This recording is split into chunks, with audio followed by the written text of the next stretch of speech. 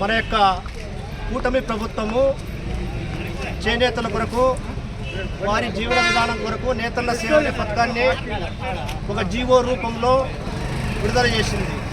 మనము గతంలో ఉన్నటువంటి ప్రభుత్వము ఇదే మదనపల్లి ప్రాంతానికి ఈ జిల్లాలోనే 7,000 పైచిలకు బెనిఫిషియర్లు సమగ్ర విచారణ చేసి ఆ రోజు ఆ ప్రభుత్వం అందించడం జరిగింది.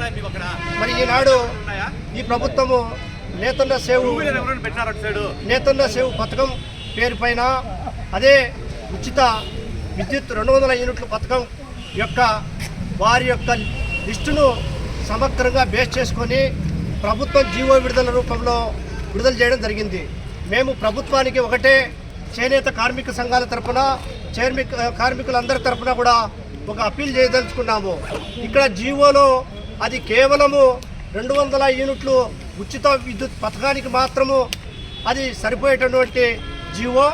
మరి అదేవిధంగా అదే లిస్టు ప్రకారంగా ప్రభుత్వం ఈనాడు నేతన్న సేవను విడుదల చేస్తే మరి అనేక ఈ మదనపల్లె ప్రాంతంలోనే దాదాపుగా 3,000 మంది కార్మికులు బాడిగింట్లో మగ్గాలు వేసుకున్నటువంటి కార్మికులు, మరి ఒకే ఇంట్లో నలుగురు వేసుకున్నటువంటి కార్మికులు పూర్తిగా దెబ్బతినేటువంటి పరిస్థితి ఉంది. కాబట్టి మేము ఈనాడు ఈ అన్నమయ్య జిల్లాలో ప్రజా సంఘాల తరఫున కార్మికుల సంఘాల తరఫున ఆ జీవో ప్రకారం లేకుండా మరియు చేనేత జౌళి శాఖ వారి ఆధ్వర్యంలో పూర్తి సమగ్రంగా ఎంక్వైరీ చేసి ప్రతి ఒక్క చేనేత కుటుంబానికి నేతన్న సేవ అందించాలని చెప్పి మేము ప్రజా సంఘాల తరఫున ఈరోజు అన్నమయ్య జిల్లా కలెక్టర్ గారికి ఇక్కడ మేము కార్మికుల తరఫున విన్నవించుకుంటూ ఈ యొక్క వినతి పత్రాన్ని మేము అందజేయదలుచుకున్నాము.